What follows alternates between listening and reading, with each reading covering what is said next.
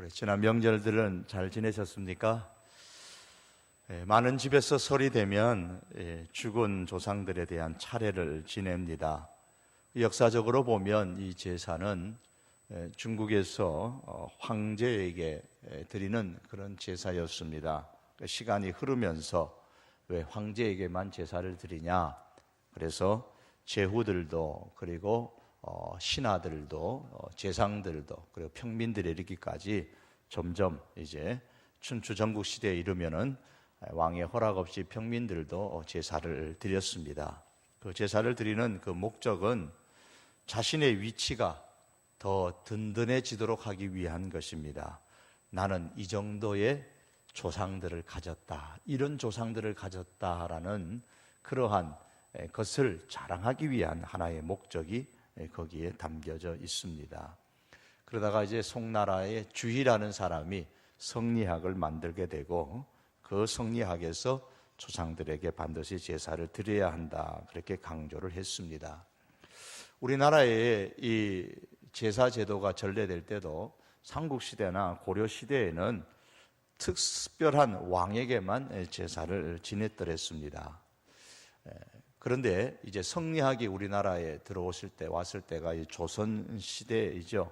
13세기 말에, 고려 말입니다. 고려 말에 성리학이 들어오게 되고, 그리고 이제 고려에서 조선으로 바뀌면서 나라의 국교를 성리학으로, 유교로 바뀌게 됩니다.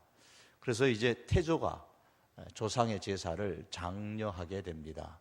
그 이유는 조상을 잘 숭배하는 것이 아니라 평민들을 통해서 덕 있는 사람들이 제사를 지냈기 때문에 너희들도 덕 있는 사람이 되라라는 그러한 교육적인 차원 속에서 제사를 장려했던 겁니다. 그러나 평민들이 처음에는 드리지 않다가 점점 조상들의 제사를 하나의 숭배의 모습으로 그렇게 드리게 됩니다. 천주교에서는 처음에 1784년에 이승훈이 세례받고 귀국해서 그의 친구인 이덕조에게 세례를 준 것이 천주교 우리 조선의 원년이 됩니다. 처음 천주교에서는 이 제사 제도를 반대했습니다. 그래서 저 전라도의 윤지충이나 권상영 등이 이 제사 제도로 인해서 조상 숭배를 거절함으로써 순교를 당하는 신의 박해 사건이 일어났습니다. 그 이후 또에 80여 년 동안 천주교에서도 제사 제도를 신앙의 원칙으로 반대를 하다가 1939년에 로마 교황청이 새로운 입장을 표명하는데 그 당시에 일본하고 이탈리아가 동맹을 맺어서 신사 참배하는 것이나 조상 숭배하는 것이 같이 엎어버렸습니다. 이것은 다 국민 은혜고 가정 의례다. 그래서 교황 피우스 12세가 조서를 내려서 그 이후에 제사가 천주교에서 허용되어져서 오늘까지 왔습니다. 그러면 그동안 80여 년 동안 제사 문제로 말미암아서 순교당했던 많은 천주교의 신자들이 있었는데 이들이 결국 헛된 죽음인가라는 그런 의문이 남습니다. 우리 개신교회는 1883년 서상륜이 만주에서 세례를 받고 돌아온 그 이후로부터 오늘에 이르기까지 이 조상 제사를 거절해 왔고 지금도 우리의 신앙으로 지키고 있습니다.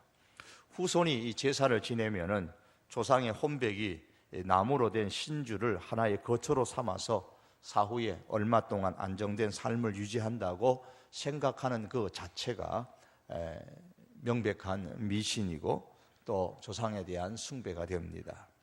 어느 시대를 막론하고 이 신을 향한 제사는 항상 있었습니다. 중국이나 우리나라뿐만 아니라 세계 역사 속에 어느 곳에나 이 제사가 있습니다.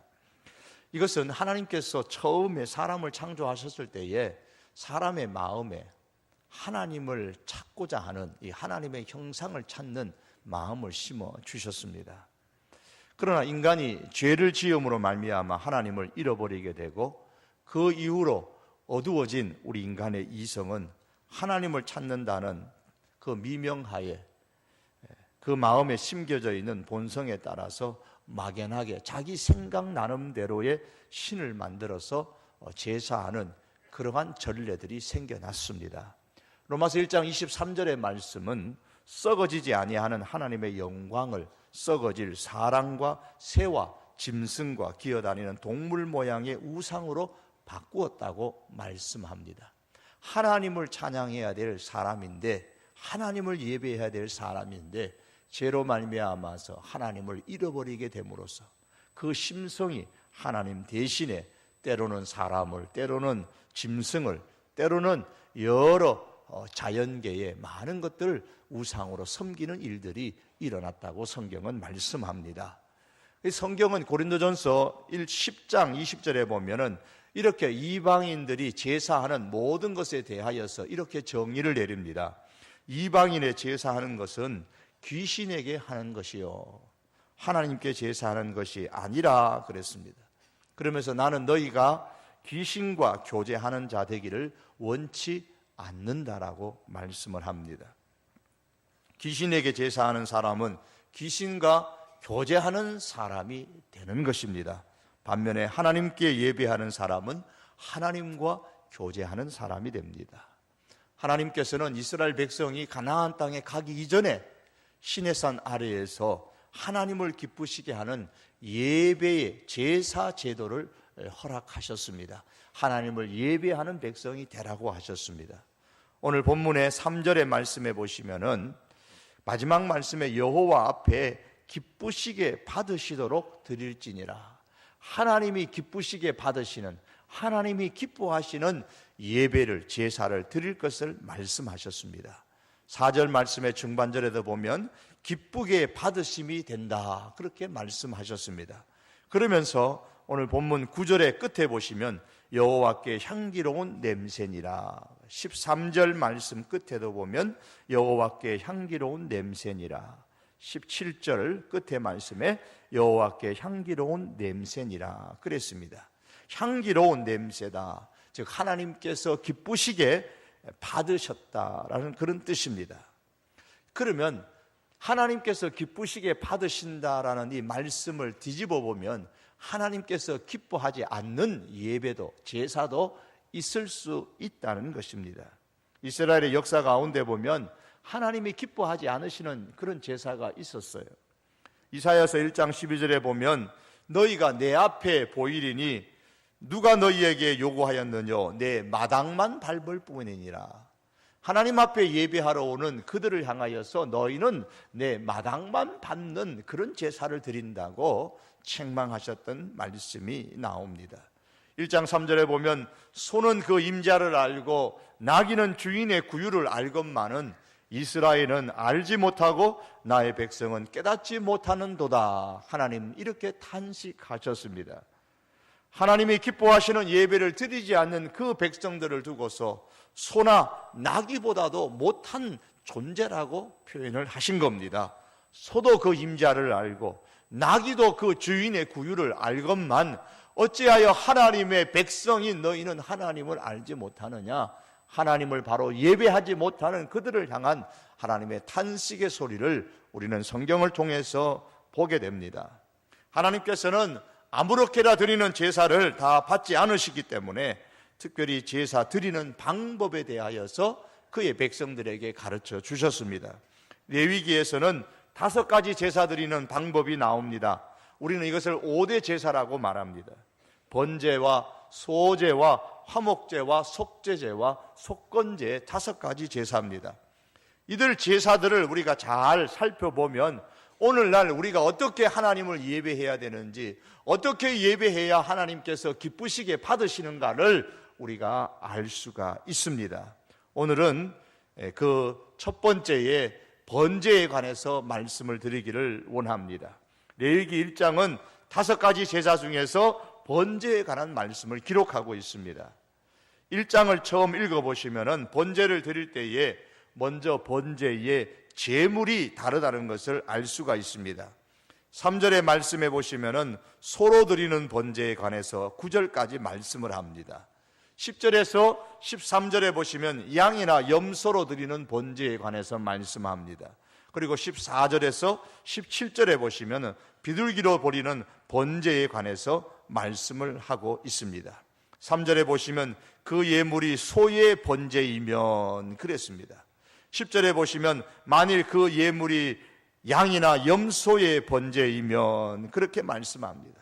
14절의 말씀에 보시면 만일 여호와께 드리는 예물이 새의 번제이면 산비둘기나 집비둘기 새끼로 예물을 드리라고 말씀합니다.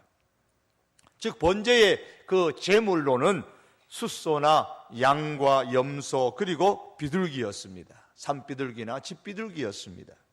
출애굽기 23장 15절의 말씀에 보시면 구약의 성도들은 하나님 앞에 나올 때는 무슨 예물이든지 가지고 나오도록 했습니다.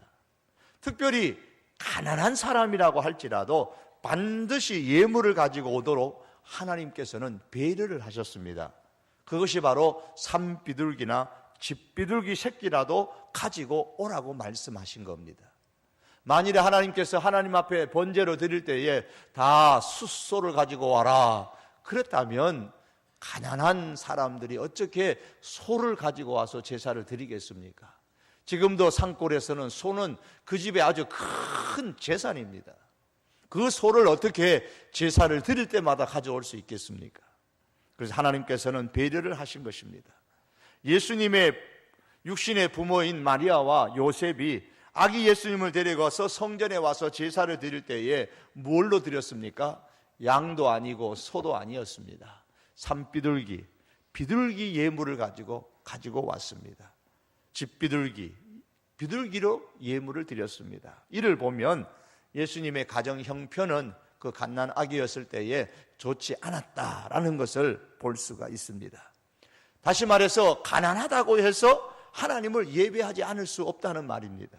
모든 사람은 예외 없이 하나님을 예배하는 예배자가 되어야 한다는 것을 이 제물의 종류를 통해서도 말씀해 주고 있습니다. 또한 제물의 종류가 이렇게 드리는 사람의 형편에 따라 다르다는 것은 하나님께서는 그 제물 그 자체에 마음이 있는 것이 아니고 사람이 제물을 드리는 그 사람의 마음에 하나님의 관심이 더 있다는 것을 보여주고 있습니다.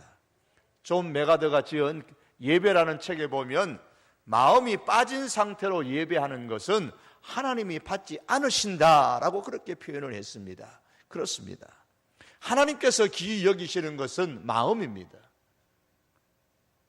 예배하는 우리의 마음이 옳지 못하면 하나님께서 우리의 예배를 기뻐하지 않으십니다.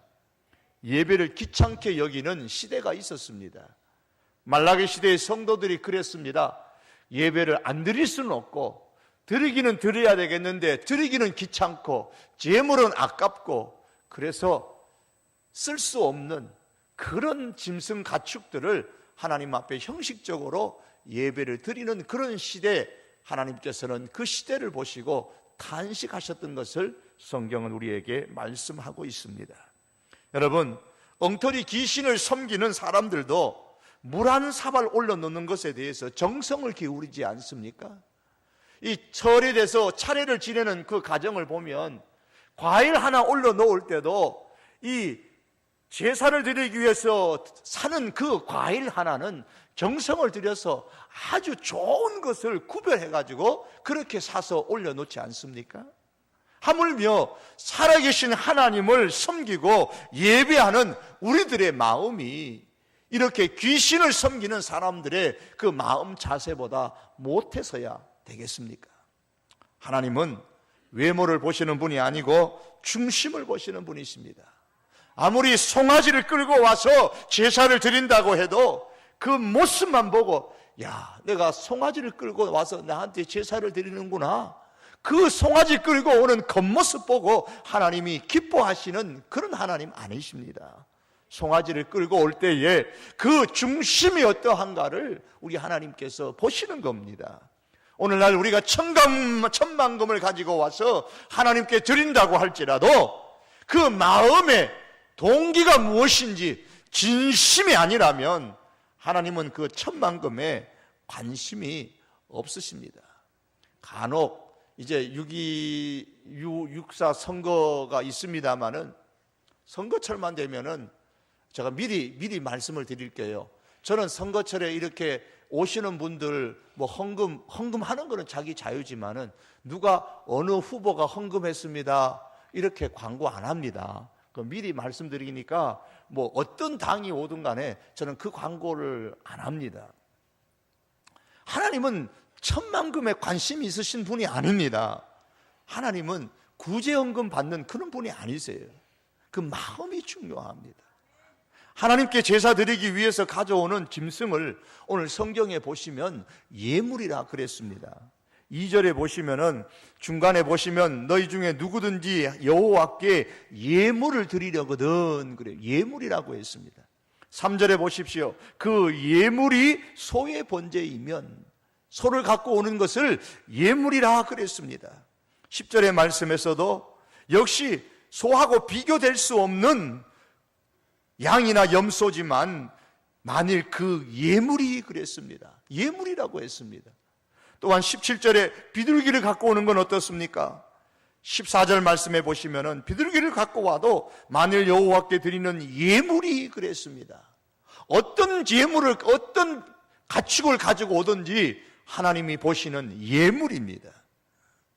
이 예물이라는 말은 히브리 말로 말하면 고르반이라는 뜻입니다. 고르반. 이것은 특별히 하나님께 드려진 것을 의미하는 겁니다. 특별히 구별해서 자신의 마음에 우러나서 하나님께 특별히 드려진 것이 고르반입니다. 예물입니다. 하나님께 드리는 것을 고르반이라고 부르는 것은 하나님께서 드리는 그 사람의 마음을 중요시 한다는 것을 의미하는 겁니다. 자신의 형편에 맞추어서 하나님 앞에 예물을 드립니다.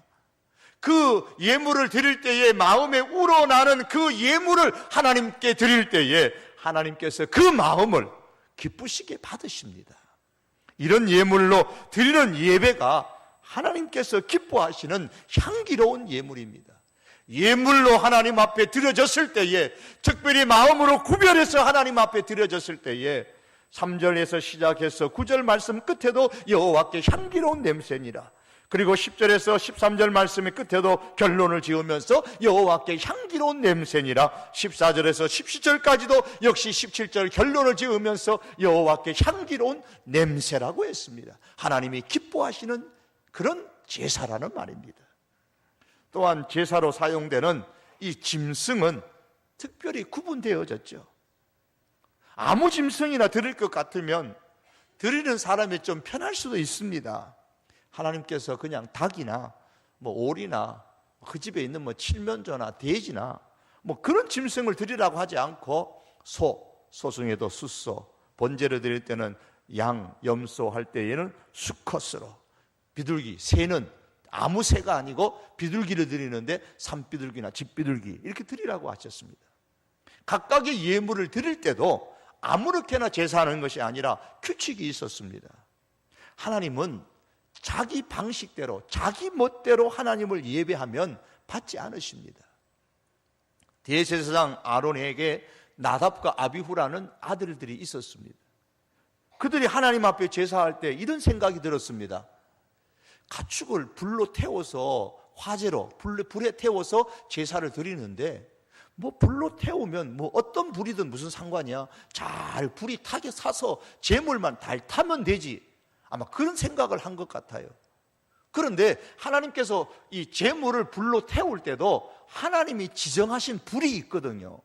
그 불로 제사를 드려야 되는데 뭐 아무 불이나 잘 타면 되지. 그래서 자기 멋대로 하나님이 지정하지 않는 불을 가지고 번제를 드리다가 그만 그 자리에서 그 불에 의해서 자기들이 두 사람, 나답과 아비후가 즉사하고 말았습니다. 불에 타 죽고 말았습니다. 때때로 우리 그리스도인들도 내가 이해하는 방식으로 하나님을 예배하고자 하는 그런 생각이 들 때가 있습니다. 이런 예배를 하나님께서는 기뻐하지 아니하십니다. 오늘 본문에 의하면 먼저 예물을 드리는 사람이 성막 앞 제사장 앞에 끌고 와야 됩니다. 이건 자원하는 마음으로 갖고 오는 겁니다. 누가 뭐 재물을 갖고 억지로 와라 그런 게 아닙니다. 하나님 앞에 나올 때 자기가 자원해서 소를 갖고 오든 염소를 갖고 오든 비둘기를 갖고 오든 자기가 갖고 오는 겁니다. 그리고 중요한 것은 그 가축을 잡기 전에 먼저 그 가축의 머리에 제사장이 안수를 합니다. 4절의 말씀에 보면 그가 번제물의 머리에 안수할지니 그랬습니다. 그러면 그 안수하면 어떻게 된다고요? 연락되어, 즉 하나님께서 받으시고 그를 위하여, 즉 짐승을 갖고 온 그 사람을 위하여 속죄가 된다. 그 짐승을 가져온 사람의 죄가 속함 받는다라는 말씀입니다. 반드시 그 번제물의 머리에 안수를 해야지만 하나님께서 기쁘시게 받은 겁니다. 그 안수가 뭐냐면 짐승을 가져온 사람의 죄가 그 짐승에게로 다 전가, 옮겨진다는 의미입니다. 제가 많아가지고 구약시대에 제사장 앞에 이 염소 한 마리 갖고 왔으면 내 지은 죄가, 제사장이 이제 안수를 짐승의 머리에 딱 안수하면 내가 지은 죄가 그 짐승에게 다 이렇게 옮겨진다는 거예요. 그래서 짐승이 나 대신 불에 타서 죽는 겁니다. 실제로 누가 죽는 거예요? 내가 죽는다는 뜻입니다. 내가 죽는다는 겁니다. 내 죄 때문에 내가 죽는다는 겁니다. 그 용서받는다는 걸 의미하는 거예요. 그런 의미에서 짐승의 머리에 안수하라고 했습니다. 중요한 의미가 있습니다. 로마서 4장 25절에 보면 성경은 말씀하기를 예수는 우리의 범죄함을 위하여 내어줌이 되었다 그랬습니다. 구약시대 성도가 하나님 앞에 범죄했을 때에 자기의 죄를 대신해서 한 짐승이 하나님 앞에 내어줌이 되었던 것처럼 하나님께서는 예수 그리스도를 우리의 죄를 속하기 위하여 내어주셨다 그 말씀입니다. 죄를 범한 사람이 자신의 죄를 대신하여 죽음의 자리에 짐승을 내어주었던 것처럼 하나님께서는 우리의 죄를 속하기 위하여서, 우리의 죄를 용서하시기 위하여서 예수 그리스도를 죽음의 십자가에 내어준 겁니다. 내가 짐승을 가지고 와가지고 제사장이 안수를 하고 그러면은 옆에 있는 다른 분이 다른 사람의 죄가 용서받는 게 아니에요. 내 죄가 짐승을 갖고 온, 그래서 안수한 내 죄가 용서받는 겁니다. 다시 말하면 예수님께서 우리의 죄를 위해서 십자가에 죽으셨으면 예수 그리스도를 믿는 사람, 그 사람의 죄가 속함을 받는다 그 말씀입니다. 엉뚱한 거 예수님이 아닌 다른 어떤 존재를 믿었을 때에 죄사함을 받는 것이 아닙니다. 이게 하나님의 예배의 제사의 법칙입니다. 짐승을 죽인 이후에 피를 모아다가 번제단 사면에 뿌리라 그랬습니다. 피를 뿌리는 것은 제물을 가지고 온 사람의 죄가 용서받아서 생명이 살게 되었다는 겁니다. 왜 피를 뿌립니까? 피는 생명을 상징하기 때문입니다. 레위기 17장 11절에 보면 육체의 생명은 피에 있음이라. 여러분 그렇잖아요. 피를 많이 흘리면 우리는 죽습니다. 그래서 죽지 않기 위해서 사람들은 병원에 가면 수혈을 합니다. 피를 공급합니다. 성경은 말씀합니다. 생명은 피에 있음이라. 내가 이 피를 단에 뿌려 너희의 생명을 위하여 속하게 하였나니 생명이 피에 있으므로 피가 죄를 속하느니라 그랬습니다. 사람의 몸이 그렇습니다. 왜 예수님께서 십자가에 피를 흘려 죽어야만 하셨습니까? 내 죄를 위해서 감옥에서 한 20년만 살다가 나오시면 될 텐데 왜 그 힘든 십자가를 지고 예수님이 죽으셔야만 했습니까? 피를 흘리셔야만 했습니다. 죽음에 대한 값은, 죄에 대한 값은 10년이나 20년으로 되는 것이 아닙니다. 반드시 죄의 값은 사망이기 때문에 피를 흘려 죽어야만 우리의 죄의 사함을 받을 수가 있는 겁니다. 내 죄는 얼마나 심각한지, 그것이 큰 죄든 작은 죄든 반드시 죽음으로 내 생명을 주어야만 속함을 받을 수가 있는 겁니다. 죄의 값을 다 지불할 수가 있는 겁니다. 그러니 하나님께서 내 죄를 속해주기 위해서 기꺼이 예수님을 내보내셔서 십자가에 죽게 하신 것입니다.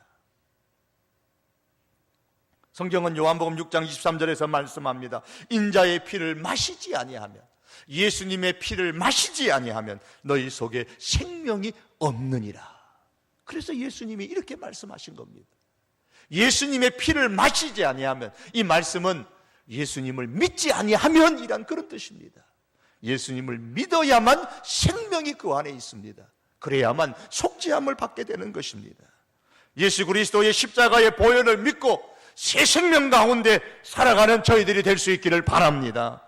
또한 예수님께서 우리를 대신하여 십자가에서 피를 뿌리심으로써 우리가 생명을 얻게 되었음을 우리가 기억하고 늘 감사하며 살아갈 수 있는 우리 믿음의 가족들이 될 수 있기를 바랍니다. 피를 뿌린 이후에 제물의 그 가죽을 벗겨야 됩니다. 가죽을 벗긴 후에 그 가죽은 제사장의 몫이고, 가죽을 벗긴 후에 번제물을 조각조각 잘라가지고 번제물 위에 다 번제단 위에 올려놓습니다. 내장을 꺼내어서 깨끗이 씻습니다. 오늘 말씀에 보면은 8절 말씀, 아론의 자손 제사장은 그 뜬 각과 머리와 기름을 제단 위에 불 위에 있는 나무에 벌려 놓을 것이며 그랬습니다.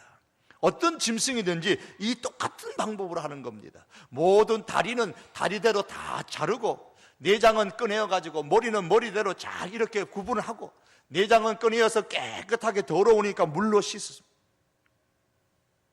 그리고 그 짐승의 몸통과 머리와 기름과 내장과 이 모든 것들을 번제단 위에 다 올려놓고 그 다음에 화제, 불로 제사를 드립니다. 그러면 제물이 타서 냄새가 하늘로 이렇게 올라갑니다. 이것을 두고 하나님께서 이는 여호와께 향기로운 냄새라 그랬습니다.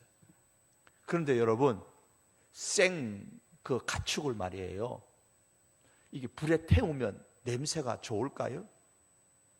제가 맡았던 냄새의 기억은 그 짐승 태우면 그 냄새 안 좋습니다. 그런데 오늘 하나님께서는 이를 향기로운 냄새라 그랬어요. 야, 하나님께서는 가축 태워주시면 그 역겨운 냄새가 참 향기롭게 그렇게 냄새를 맡으시는갑다. 그게 아니에요. 뭘 받으시는 거예요? 이런 하나님이 가르쳐 주시는 제사의 방법으로 하나님 앞에 온전히 예배하는 그 사람의 신앙과 그 사람의 마음이 향기로운 거예요. 그걸 하나님께서 기쁘시게 받으시는 겁니다. 이를 볼 때에 번제는 제물을 완전히 태워서 하나님께 올려 바치는 겁니다. 하나님, 이 가축의 머리도 드리고, 이 가축의 몸도 드리고, 이 가축의 다리도 4개 다 드리고, 이 가축의 속에 있는 내장도 다 드립니다. 이 가축의 기름조차도 하나님 앞에 다 드립니다. 그것처럼 하나님, 내 몸도 하나님 앞에 드리고, 하나님, 내 이 머리도 드립니다. 내 생각도 드립니다. 내 계획도 드립니다. 하나님, 내 마음도 드립니다. 내 뜻도 드립니다. 내 정성도 드립니다. 하나님 앞에 다 태워서 온전히 올려드립니다. 이게 무슨 예배입니까? 이게 바로 헌신인 겁니다. 오늘 우리 성도가 하나님 앞에 드리는 예배의 자세와 정신은 바로 이 번제를 드릴 때에 그 자세와 그 마음이어야 합니다. 우리는 언제나 헌신의 예배를 하나님께 드려야 되는 겁니다. 사랑하는 성도 여러분, 그래서 예배는 곧 헌신인 겁니다. 예배는 하나님이 나의 주인이시고 나는 하나님의 종이라는 그런 고백인 것입니다. 하나님께서 나의 삶 속에서 원하시는 것은 하나님, 내가 무엇이든지 다 하겠습니다. 이 신앙의 결단이 헌신의 결단, 헌신, 내 몸을 드립니다. 이 신앙의 결단이 바로 예배인 것입니다. 이 교회 안에서만 헌신하는 것이 아닙니다. 이 예배를 드리고 이 교회 문을 열고 우리가 세상으로 나아갔을 때에, 우리의 삶의 현장으로 나아갔을 때에 우리의 삶의 현장이 또한 삶의 예배가 되어야 됩니다. 헌신의 예배의 삶을 우리가 살아가야 하는 것입니다.